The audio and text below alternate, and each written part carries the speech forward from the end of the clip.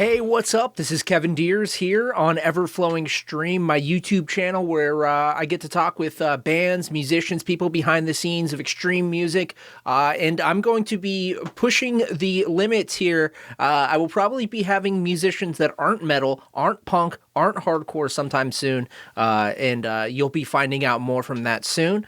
But for now, I'm going to be chatting with the guys from a really, really cool podcast. I wanted to go behind the scenes and talk to some people that are also, quote unquote, content creators or broadcasters, podcasters. There's a podcast called Bangers Mosh, and these guys are three guys from the UK, and they put out a really, really cool podcast that does deep dives on really cool records. They do weekly wrap-ups of some of their favorite stuff. It's really cool stuff. They have a great community that they've fostered and created, and just 2 years old, this podcast has gained a lot of momentum, and I wanted to talk with the guys. So without any further ado, here's my interview with the dudes from Bangers Mosh here on Everflowing Stream. Okay, what's going on? I'm chatting with some people from across the pond. They are a podcast, a show, a radio show, a way of life called Bangers Mosh. Perfect name from obviously from the UK. You guys put together a really cool show. I wanted to kind of highlight, along with musicians and people behind the scenes, I wanted to highlight people that also create, these radio shows, this content, this stuff that, people really should be checking out because they're champions of the underground. So first off, welcome to the show, guys. Oh, thank you for inviting us, dude. Yeah, pleasure, man. Pleasure to join you. Absolutely. So let's start with you, Daz. What's your name and where are you originally from?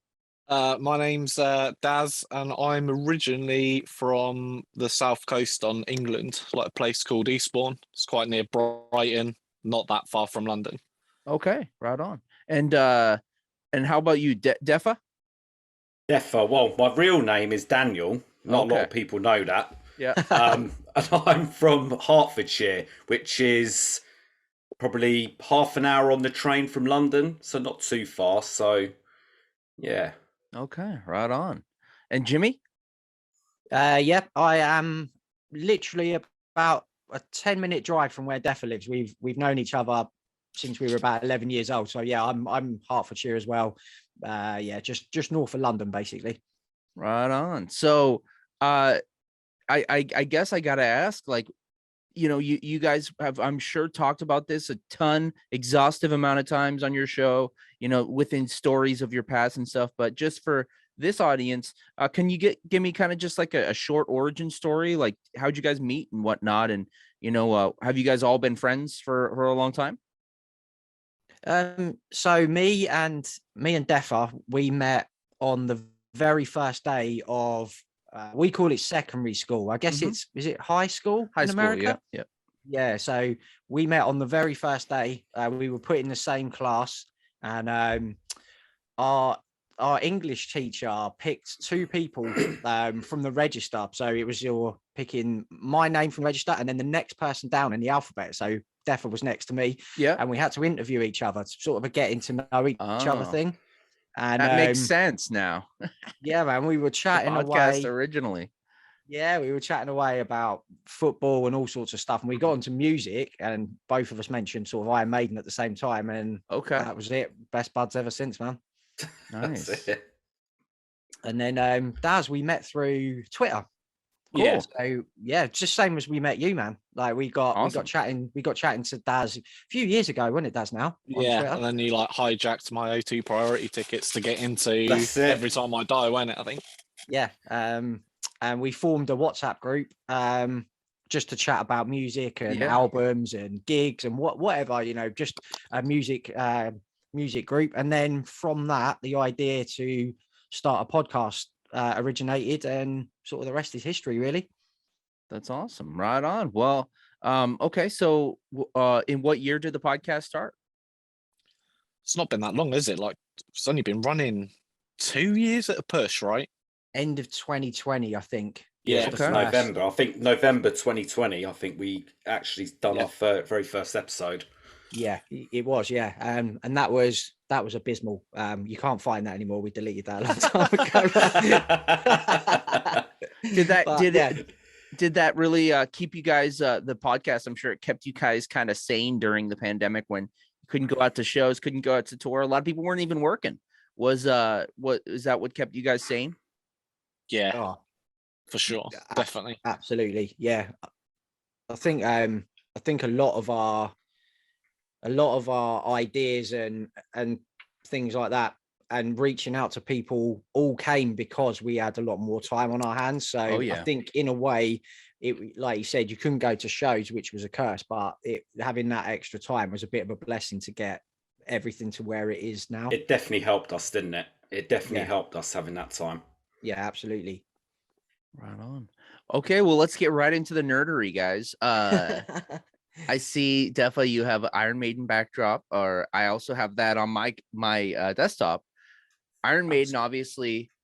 I was thinking, some questions I could ask you guys, and you guys are based over in the UK.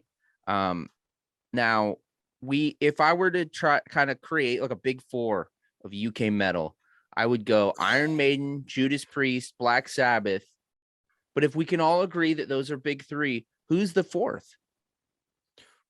Oh, I mean, are Motorhead metal enough? There you go. Okay. I don't know why I blanked on Motorhead. Yeah, definitely probably Motorhead. They've got to be, haven't they? They've got to be. Yeah, there you go. I'd say so. Okay. For that slightly different flavor to the other three are bringing, and they've influenced, I mean, a ton of bands. Oh, absolutely. Most metal bands will cite Motorhead. So yeah, I'd go with them, man. I such a boner move for me to forget them. Okay. R.I.P. Lemmy, R.I.P. Mickey D. What are some killer UK bands that I should be checking out right now? Oh, Def has got one on his shirt. Yeah, Coffin Mulch. Coffin Mulch. Okay. Yeah, I'll check them really out. good. Dude. They're really good. I think they had an EP last year, Septic Funeral, I think it was called. Really good. Celestial Sanctuary are probably the top dogs at the moment. I've heard the name. That new wave of UK death metal. They're really making big strides at the minute. Oh, dude, check out their album Soul Diminished, came out last year. It's like killer death metal, man. It's really cool. Yeah. Mortuary Spawn. Yeah. I was going to shout them out. Mortuary Spawn are awesome. There's a nice little scene thriving down here now, isn't there? The band beginning with V that supported. Oh, Vacuous. Vacuous. Yeah, that's it. They're killer, man. Well worth checking out. Beyond Grace. Hell Ripper. Oh, so good. Oh man, Hell Ripper. We love Hell Ripper. We love him. That's just one guy, right? Yeah, James. Yeah, it's well worth reaching out to James, dude, for a chat with him. He's a really cool dude. He'll be all over coming on. He'll jump on that. Yeah, he's a really cool guy. Okay, well, I was about to be a poser and just say like the obvious, like Venom Prison, but you guys went a little deeper. Venom Prison. Fuck, I don't know how we forgot them. Definitely. I think it's because our minds instantly go to the like underground. Oh yeah, like that's awesome. That's true, Jim. That's right. It does. The grimy underbelly of it all. I like it. Yeah. Oh, that's where we all like living, man. Absolutely. Where the slime live, Morbid Angel style. Absolutely. So with I just saw Gojira and Deftones last night. I've been going to shows, back in, they're, sometimes you wear a mask, sometimes they don't make you wear a mask. I don't know. Usually I wear a mask just for my own kind of thing, but shows are back. Have you guys been able to hit up any shows, concerts, or anything? Been to quite a few actually, haven't we? Yeah, we've done a few, man. Me and Daz went to see Unto Others. Nice. Recently. And we went Turnstile in February. Oh my god, that band is unreal live. Oh mate, man, so good. It was amazing. That was an absolute me and Jimmy saw Ghost last week. Oh, so good. The new album, I love it. That was amazing. And we saw Therapy a couple of days before them. Cool. Another old school sort of UK band. We've been out and about, and then all three of us next month are going to there's like an all-day festival in Camden called Incineration. Emperor are playing. Winter Failure, Hell Ripper are playing there as well. Bloodbath. So it's an all-day like extreme metal fest. Oh, it's gonna be brilliant, man. Yeah. Holy shit. Damn, dude. I just interviewed Igor Cavalera last week, and he lives in the UK. Did you know that? No. Does he live in the UK? Yeah, he lives in the UK. He's lived there for 8 years now. No. Whoa. He said that, yeah. So I was gonna ask if you ever see him out and about, but obviously not. Oh my God. If we ever saw him out and about, Deffa would faint. I think I'd pass out, I think. Yeah, he said it makes it easier because he does a lot of noise projects. He says it makes it easier in Brazil. He's a little bit more, kind of siloed off on his own, but when he's in the UK, and he loves it. So that was my question, but I don't know. Maybe you'll have to look out and about. So for him. So. Those guys are. I was so jealous when I saw you put that post up. They're like a dream. They're one of our dream guest lists. The Cavalera brothers. I'm gonna have to send a little birdie to their PR thing to see if we can set something up for you. Mate, please. Absolutely. We'd love you forever, man. Okay, so here's another nerdy question, guys. So I'm wearing a Metal Blade Records hat.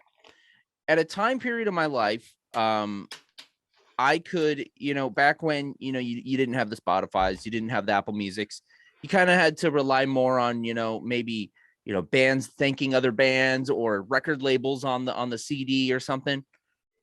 And, I would buy, when I was really into skate punk, so I'd buy everything on Epitaph or whatever. These days, is there an album, is there a record label that you actually trust? Or is it all kind of all over the place? Is there one that you actually trust for being consistent? And let's start with you, Jimmy. I'm sure all three of us are going to have the same answer here, but $20 bin, Maggot Stomp. Yes. Prosthetic Records are pretty much like with Undeath and stuff like that. And I still think Metal Blade and Roadrunner are more hit than miss, man. That's a good point. Yeah, I agree. Yeah, I'll take them as well. Yeah, $20 spins like one of those labels where you can just like pre-order anything, it's going to be decent. I think we're lucky now. Back like in the 90s, you knew if anything come out on Roadrunner, you were instantly going to buy it, even without listening to it. I think now there are 5-6 labels that you will automatically go to, and even without listening to it, just word of mouth on Twitter, Instagram, even without listening to it, people are pre-ordering stuff. That's how good and sort of how you trust that label. So I think we're lucky in a way now that there's more than one. Definitely. Yeah. Also, I forgot to mention Transcending Obscurity. Yeah. Shout out to that Replicant album, dude. That's sick. That is such a record, man. And that's one dude, Kunal, who coolest dude, sends us so much stuff, and it's overwhelming the amount of records that guy puts out, really. And he puts out the merch packages he puts out, like the wooden box and like the embossed albums, and like I was talking with Pete from Replicant, and he was laughing about it. He was like, anything you could slap a Replicant logo on, let's get it, dude. But I get emails from that label, and I'm just like, it's one guy out of India. How is this guy putting out so much in such diverse music? It's like, dude, they've blown up over the last few years. It's good. Yeah, man, definitely. We're going to reach out to him at some point. We'd love to have a chat with him. I bet he's fascinating, man. Oh, yeah, absolutely. There's got to be some sort of like, he's got to have some sort of venture capitalist funding that, because that is not cheap. He's been bankrolled. Yeah, exactly. He's a secret billionaire. Yeah. The quality of their digipacks, because everything they put out digipack, it's unreal, man. Like they're like 8-sided panel digipacks with like gold foil. It's got like engraving. I got that Crypts of Despair one come with a cedar wood fragrance on it, so it like just smells like a coffin and stuff, like it's hard. Rub it on your neck, don't you, Daz? Shout out to Death Metal Radio. He mentions that you always have to sniff your CDs. So shout out to him. Yes. Yeah. 100%. That is, yeah. Shula. Yeah, that is a tradition of mine. If you ain't having a fat huff on the old CD booklet, mate, you're doing it all wrong. Amazing. I was gonna mention for consistency, take it or leave it. Whether if you're a fan of tech death and brutal like tech death, then you'll love these labels. If not, then you'll want to stay completely away from them. I say they're pretty consistent though, because you always know what you're gonna get with Unique Leader and Artisan Era. Oh yeah, Unique Leader are awesome. Except for that Extinction AD, that kind of threw my theory a little bit. Good album, but it threw my theory a little bit. So I don't know. Maybe they're branching out a little bit. Maybe not just tech death. We had a chat with Jamie Graham. Cool. Who obviously runs Unique Lead now. We had him on the show, and yeah, he was a fascinating chat as well. When he does, it was really that was a really cool interview. And yeah, it doesn't surprise me to see them sort of branching out. I mean, Extinction AD was a surprise, but yeah, it is nice to see them branching out a little bit, I guess. Because that's how labels survive these days, isn't it? Oh, absolutely. It's got to all be quality music, but I mean, you guys mentioned went and saw Ghost, and then you're all about these transcending obscurity albums and stuff. So like you have broad taste in heavy music. I do too. So, it's all about just you go see for instance, you go to a death metal show. I like to see a band maybe mix it up a little bit, go to a fest all day long. You can only get so many, brutal parts. You kind of maybe you want to see a melodic band, or you want to see something anyways. Someone out, some caveman death metal guy is just gonna talk shit about me for even mentioning that. So with his maggot stomp t-shirt on, he's gonna be like, fuck you, man. Yeah, but secretly he's got a Newfound Glory CD in his collection somewhere, man. Like, do you know what I mean? Those people, those people are always like, they're always fronting, I reckon. Okay, so I was curious about what that was my question. So I kind of brain farted there. So you were mentioning the digipacks that Transcending Obscurity put out, and how much detail they put into that. So are you guys physical media guys? Are you guys CD, vinyl, tape, or are you guys just streaming? Daz, let's start with you. What's your preference? CDs. Okay, me too. As you can see. Yeah. Well, I was having a look at that. It's quite a collection you got there. Oh, dude, I have 8. I've been doing radio since 2003. So I have 8 huge binders full of alphabetized CDs. Wow. That took a long time. There was one day where I did a stupid thing, and I was like, I'm just gonna, throw away all my cases and then just put them all in binders. And I really should not have done that. But anyways, keep going on. Yeah, well, so yeah, I've just been collecting CDs. That was like the medium, wasn't it? When we were growing up, I would say, to be fair, vinyl had kind of died, CDs took over. So if I've considered picking up vinyl before, but I can't do it. I'd need to sell like my entire family to fund it, because it's an expensive habit now. Oh yeah, if you were to replace like your CD collection on vinyl, like how much are you looking at? Tens of thousands of pounds. Yeah, I mean, I have vinyl too. I have a collection, but it's not. I mean, and the fact is I don't always reach for it. It's there. I listen to it sometimes, but it's like the question for people that collect vinyl is like, what's your favorite thing about vinyl? The price or the inconvenience? Like they're both. Yeah. But I do have it, and I have quite a few records and whatnot, but. My CDs, that's where I go to. I play them in my car too. So they're a lot more versatile. Yeah, I guess if you want to talk nostalgic, for me personally, because that's the thing I grew up with, it would be kind of nostalgic for me to keep holding on to CDs. So yeah, absolutely, definitely. Defa, what about you, man? When I started, sort of early 90s, it was mainly tape. I was obsessed with buying tapes. I had a tape player in my room. Hope you held on to yours, because those goes. No, I didn't. No, I didn't. Okay. I wish I did. I mean, I had some absolute classics. Yeah. But then once CD came around, it's been CDs ever since. And honestly, I'm addicted. I think we all are. Yeah. We cannot stop buying CDs, just CD after CD. And you can find them for cheaper now because people are like all like vinyl hounds. So you can find some CDs for like cheap at the secondhand stores and stuff. Oh, yeah, dude, even on eBay, stuff like that. It's dirt cheap. Yeah, we've got we're recording a show on Wednesday. It's the part 2. Each of us gets a £20 budget, $20 budget, and we have to get the best CD haul for that $20, and then on the show we talk about which albums we got, and then we put it to Twitter for a vote. So so CD bargains is our thing. It's like it's something that is big for us. That's massive for us. We're always talking about CD bargains, man. Okay, so here's an idea. What if you were to do some sort of, do you guys do a Patreon?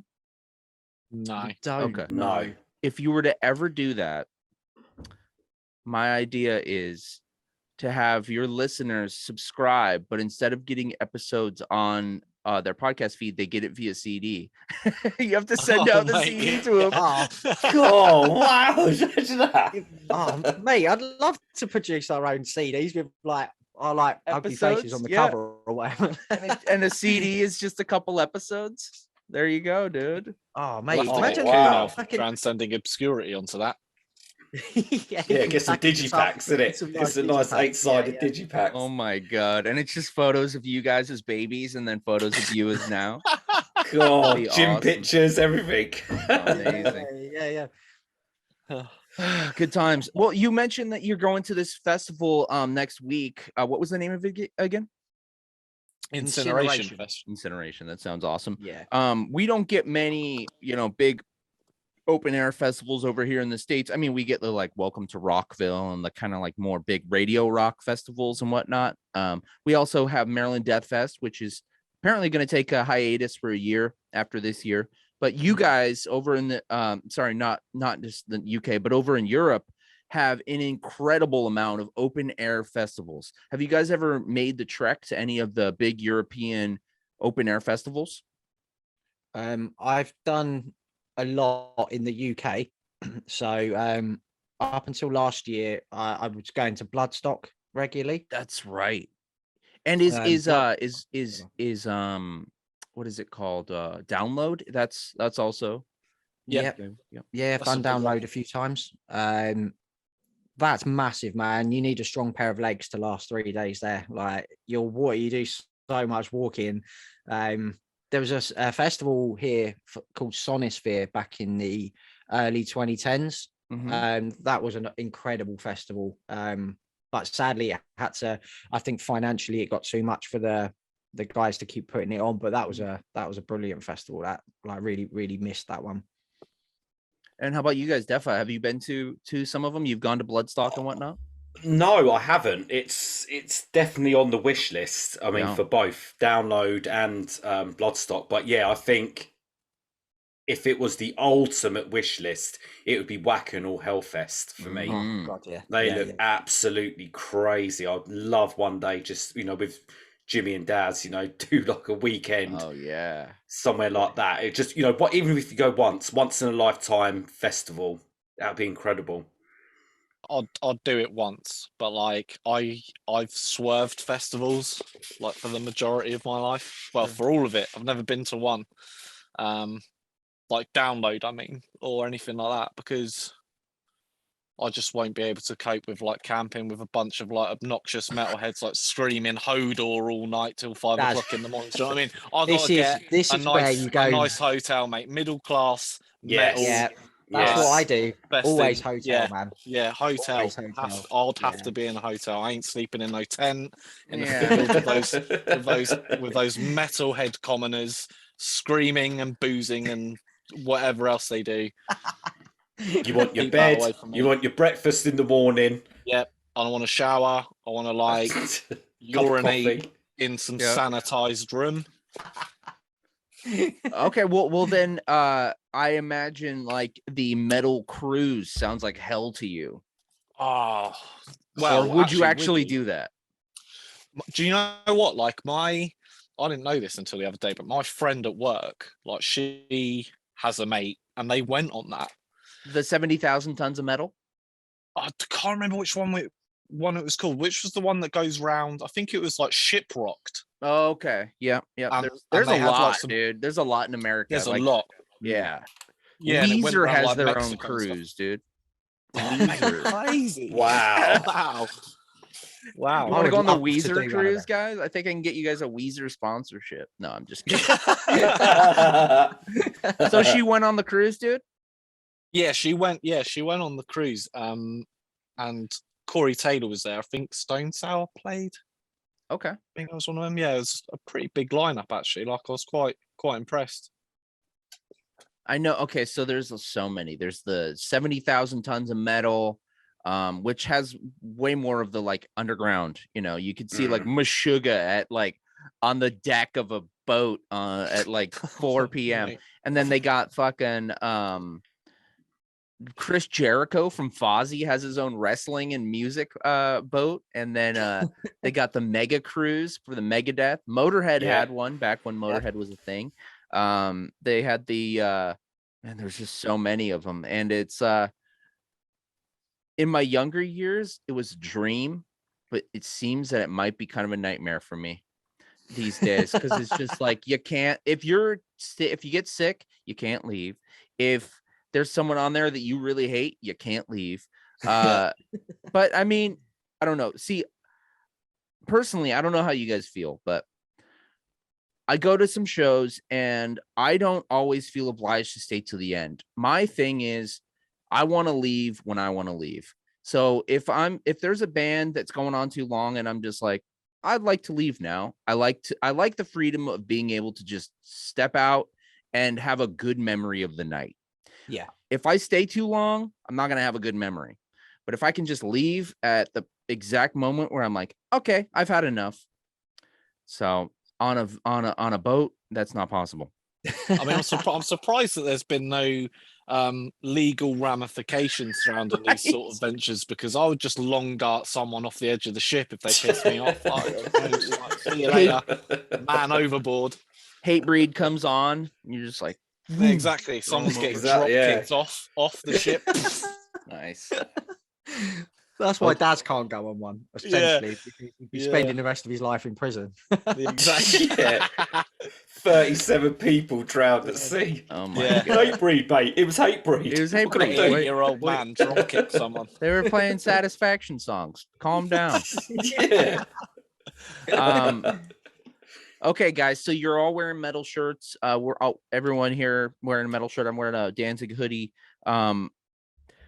What was your first metal t-shirt, or what was your first band t-shirt? Doesn't have to be metal. Anything. Mine was a No Doubt t-shirt from Target. I don't know if you have Target in the UK, but it's like a department store. So I had a No Doubt t-shirt when I was a little kid. What was your first rock band or music related t-shirt? Daz, let's start with you again.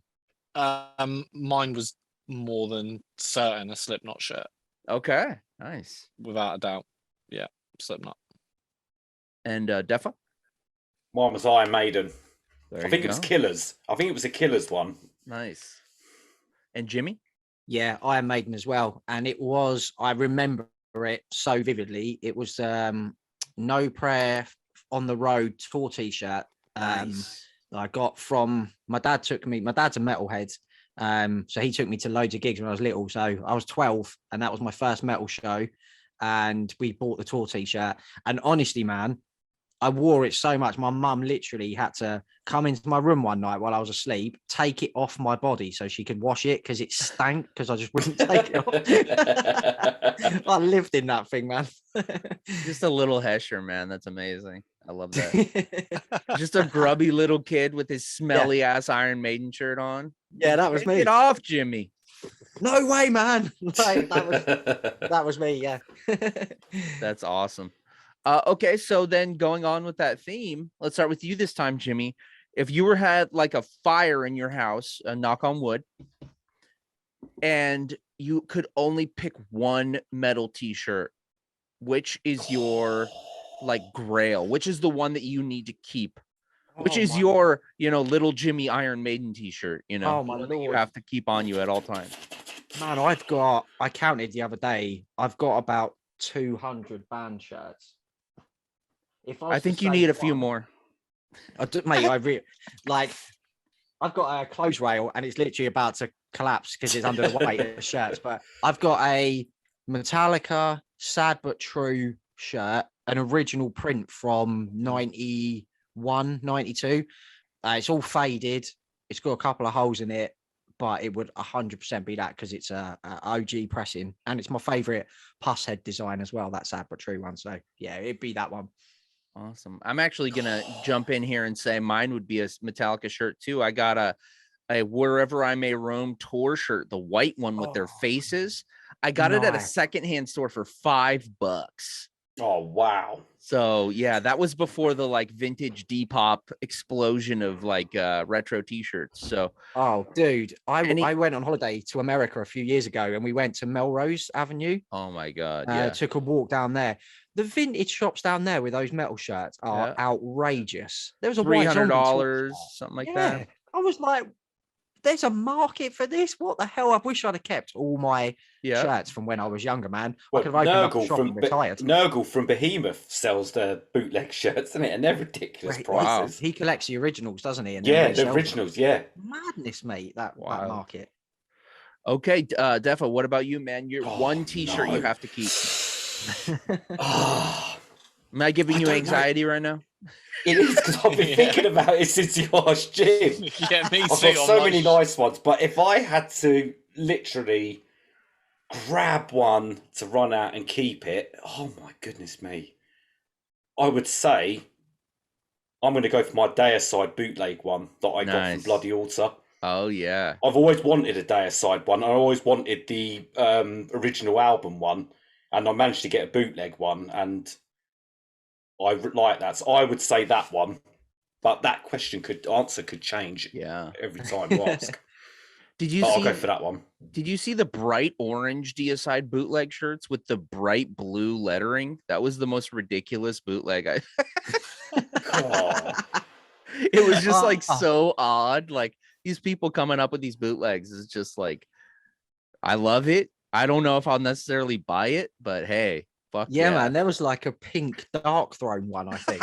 It looked absolutely ludicrous. It was like a blazing the northern sky artwork on this mad. I bet that's sold. I bet that's sold out in seconds. I bet, yeah. Dazzy's reaching into his drawer there. Look for his. Okay, he's getting a prop. He's getting a prop. Right. What do you got? What's the shirt? Have a look. I can't find it. I'm probably gonna pick the Bloody Altar bootleg of Morbid Angel. Altars of Madness. Oh yeah, that was sick. That one. It's a beauty. Let me see if I can quickly dig it out quick. Because they're all those bootleg companies. They're all limited runs, aren't they? So they put them up for pre-order for a couple of hours, and then or a couple of days or whatever, and then they're gone. So if you pick one of them up, but we were just discussing before, weren't we, about the bootleg saves. I love that they're bringing these designs back that people clearly want, but fans won't or labels won't repress. So if there's a market there, why not? And I don't know. There it is. Oh, that's a nice shirt. And then they've got it's all about the like promo pic on the back. Oh yeah, it was wicked. Yeah, it's a beaut. I don't know about you guys, but I've noticed that since the bootleg merch has taken off, it seems like it's pushed bands to make better merch. Like I go to like a Night Shift merch and there'll be bands bringing back old designs. I went to like the Roadrunner Records website. They have an official Typo Negative store that has all these old designs. So it's just like, it's pushing bands to if, people out there want these designs. People out there want that stuff. So I don't know. Like we're living a great time, mate, for that, I think. Yeah. Oh yeah. Like what we were saying earlier, like I wish I'd have kept some of my shirts. Like it for people, I guess you're about around our age, man. Yeah. I'm 36.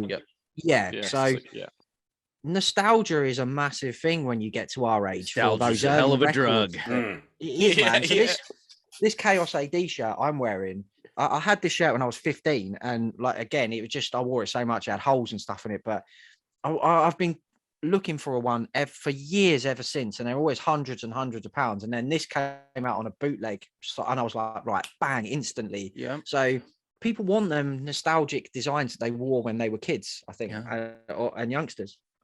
Oh, absolutely, man. So have you guys ever purchased t-shirts the old bootleg way outside of the concert with the shady guy in his car? It's like $20. I bought a straight past. Oh, you walk straight past. I bought a Jeff Hanneman bootleg, like R.I.P. Jeff Hanneman shirt. It's actually way better than the Slayer merch at their show. That I was like, okay, $20, sure. It's still held up. I mean, some of those designs, I think they're funny though. The best ones are the ones that have like the band name spelled wrong.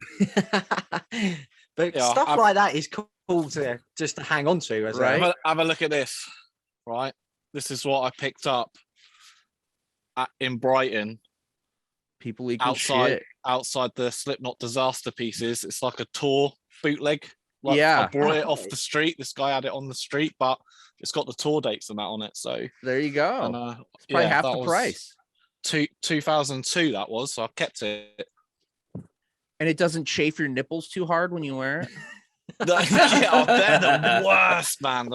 The nipple chafe's the worst. Or like you wear some of these t-shirts in the summer and the like print is so caked on that you're like sweating. Horrible. It's like, oh my god. We're getting chafe. Okay, well, now that we're talking about, super nerdy stuff and getting into the fashionable items. So if you guys were to do this for like an episode or something like that, or just an idea. So big battle vests and battle jackets are huge in metal. If you guys were gifted a fucking free, completely clean battle jacket, and you had to choose 5 bands to represent on your battle jacket, who would you choose? I think Jimmy. Okay, there we go. You got one. Nice, dude. Obviously, people who are listening to this but can't hear it, but mate, I've probably got Iron Maiden's my back patch. Yep. Somewhere in time. Had to have my one. Oh, you guys already have them. Okay, never mind. I'd have to have Metallica on there. I love Defa because it looks like he's just running into the Seventh Son of a Seventh Son album cover. That's fucking awesome. Dude, Defa is the master at the background. Like, I'm surprised it's not your face. He always does it for but yeah, I have to have the way I did my battle jacket was bands that shaped me. So I had a theme. So Iron Maiden, Metallica, Megadeth is on there, Corrosion of Conformity. Nice. And Let's Go Machine Head as well. I'd add those 5. You just reminded me, I got to go see COC tomorrow. I'm going to go see them with Ministry, COC, and Melvins. Yeah, I've seen that. That looks a mad tour. I'd love to. That's an eclectic lineup, man. Right? That's like the most 90s tour ever. Yeah, it really is, isn't it? It's like 90s metal right there, dude. Yeah, man. Awesome. Okay, there you go. So you guys already have the battle jacket, so I don't even have to play this. But let's take a look at them. I've only just started my battle jacket, so I've obviously always wanted to do one. Oh, you can't really see it properly. You got the Metallica, but and Justice for All, best album ever. So I've got that as the main print. So Metallica will always be there. I've got a Live After Death print on there as well. So obviously Maiden, Fear Factory, Machine Head. Obviously they were massive in the 90s for listening to them. I've also got a Morbid Angel patch, which I need to put on. So it would probably be them 5, I would imagine. Okay. I think, that going for that nostalgia and Morbid Angel being probably my favourite death metal band. So to represent sort of that. Okay, Daz, how about you? Well, I've just started mine too. But being a pain in the ass with my OCD, I just wanted to do mine like black and white, and it's quite hard to like get. That was your jacket that I saw on this one. Yeah. So I got Gate Creeper. That's awesome. Machine Head, the blackening back patch. Yeah. With Magla. Yeah. Big patch. I've got Ueda on here. Nile, Bloodbath, Unto Others. Yeah. That's about it at the moment. I've got an Emperor patch. Oh, Watain, and an Emperor patch as well. I've got to put on. Okay, right on, man. Yeah. How about you? You got one?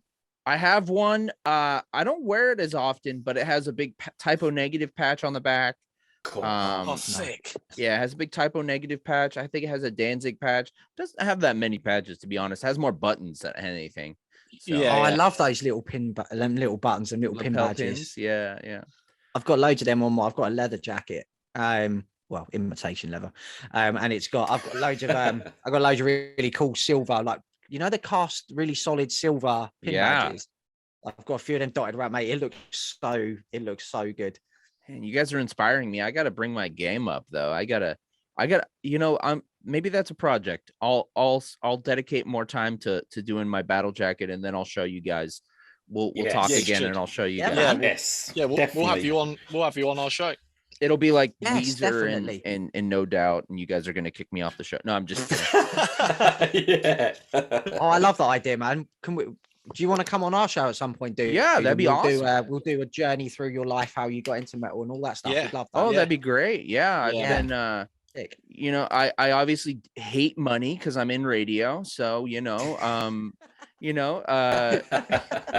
talk all about my journey to the mediocrity of radio. It'd be great, dude. I'm into it. Yeah, that'd be sick. I love it. Right on, man. Well, okay, so the final question here for you guys, and this is going to be putting you right on the fucking spot. You guys do a podcast, you talk about all the newest releases, and I'm sure this one's going to be real fucking hard. Your favorite albums of 2022 so far? Ooh, okay. Yep, I knew it. Now you're like rethinking of bringing me on your show. You're like, you fucking. How many can we say? Oh, it doesn't. I'm not putting us. On like any number here, just a few that we should get on our radar. 5, 6, doesn't matter. Gridiron. Oh my god, dude! Yes, hard, man. Yes. Sculpture. Yes. Sculpture. Fantastic. Really fucking cool death metal. Venom Prison. Yep. Slow Bleed. Mm-hmm. And let's get some black metal in there. Kavayan is a really, really cool black metal. I don't know band. that. Kvaen. Dropped an album a few weeks ago. It's sick, man. So sick. I'm writing that down. Everyone's getting their lists out. That's so sick. I'm writing that down. Yeah, man. You'll like that. It's really good. Awesome. Defa, what about you? I'll go with something a bit different. I'll go Vorga. Vorga, very good. Who else? Cryptworm. Then another UK band. Okay. Really, really good. The main one for me, and I've told these boys, is this Pharmacist album that was released last week. Pharmacist album? Pharmacist, it's like it's like early Carcass worship. Honestly, I'm writing this down. It's the best. It's probably my favorite at the moment. I'm honestly crazy about this album. It's unbelievable. It's insane. Allegion is another great album. Oh yeah. And I will probably end with one that I listened to a couple of days ago was Obsidian Shrine. I don't know. Really, really good. Really good. That just came out Friday. That was brilliant. Dude. So yeah, they're the ones at the moment. Another one that came out on Friday was this band Analepsy from Portugal. Oh, yes, mate. That is wicked. Oh, yes, mate. Yes. I love that record. I think it cost me like $30 to pre-order the CD from Agonia Records, but it was worth it. Yeah, worth it. The artwork on that's incredible too, man. Yeah, we've rinsed that album over the last few days, haven't we, Daz? Yeah. Fuck especially at the gym. Good. Wicked. Nice. All right, Daz, you're the last one. Favorite albums of the year so far? Okay, I'm going to take Analepsy. Okay. Vorga, Striving Towards Oblivion. Vorga. Okay, I thought you said vulgar. No, sorry about that. That's right. Yep, got it. Yeah. I've seen that. I'm going to say Half. All That Was Promised. Oh, great records. Yeah. it's not out yet, but I'm gonna include it. Undeaf, It's Time to Rise from Your Grave. Yeah. Oh, of course. You know that's going to be. You know already that's going to be great. That's wicked. I've been listening to the new Watain album quite a lot as well, which is out at the end of this month, and I'm going to chuck in Comeback Kid as well, their latest one. Nice. Oh yeah, that's a rager. Yeah, really good. It's really good. Yeah. Thoughts on the new Meshuggah guys before we go? I really like it, man. I really like it. It's one of them. They're a band for me. I really have to be in the mood for. Totally. But when I am, like, it'll just level you. Like, it'll destroy you. Same. Yeah, I was impressed with it. I liked it. Yeah, it was decent. I can't force myself on Meshuggah. I have to be in the right mood. You're right, Jimmy. You So have to. Yeah, on the day it came out, I was like, I don't feel like listening to this right now. But then the next day, I was like, okay, good. I'm in a good Meshuggah mindset. You know, first time I ever heard Meshuggah, believe it or not, I saw them open for Tool when I was a kid. Well, it wasn't even a kid. It was like when I was in junior high, which is right before high school. But, you know, I wasn't quite ready for them yet. My mind couldn't understand the different time signatures and shit. And this was like, you know, prime Meshuggah. And I was like, holy shit. But, you know, I was going for Tool. But yeah, man, that new album's good. Just wanted to get your opinion. So. Yeah, I really like it, man. Yeah, we like it. Right on, guys. Well, you know, I'm here chatting with the guys from Bangers and Mosh. Of course, you guys have your own platform. So why don't you tell everyone how to find your show, how to support you guys, and where they can follow along? Yeah, man. So the podcast is on all streaming platforms. So Apple Podcasts, Spotify, Anchor, Google Podcasts. Anywhere you normally listen to podcasts, you'll find it. Social media is Twitter @BangersP, and then Instagram and Facebook. Just search up Bangers and Mosh Podcast. You'll find us there. We don't have a Patreon or anything like that. It's all just for the love of the music, man. Like one day we might, but it's not what we're doing it for, is it? It's not what we're doing it for. Yeah, it's literally for the love of the music that we're listening to and talking to other people who love the same things we do. Yeah, and then but we're always hanging around on. Yeah, we're always hanging around on Twitter. So like, come and have a chat with us. Like we're always on there chatting away. So awesome. And what was I gonna say? God damn it, brain fart. Oh, yeah, I'll have to come on your show. We'll have another time, and then keep me updated with you guys. Oh, this is what I was gonna ask. You guys from time to time do something on Gimme Metal? Yeah. Yes, we do. Yeah. Anything coming up? Planned? We've done 4 shows so far. And there's we're just waiting for a date for the next one. Awesome. To come up. Love doing those shows, man. They're so much fun. Hell yeah, man. Well, keep us updated on that. I'll come on your show. We'll talk some more. It's been a pleasure. It's probably like 8 p.m. in your area. Yeah, around that. Quarter to 8. Yeah. I think I'm gonna go to the movie theater and go see that new Michael Bay movie by myself. The new Ambulance movie. Have you heard about this? It looks good. Yeah. It does look good. Yeah. So that's my day. I'm gonna go do that. So that's awesome, wicked, man. Yeah, have fun, man.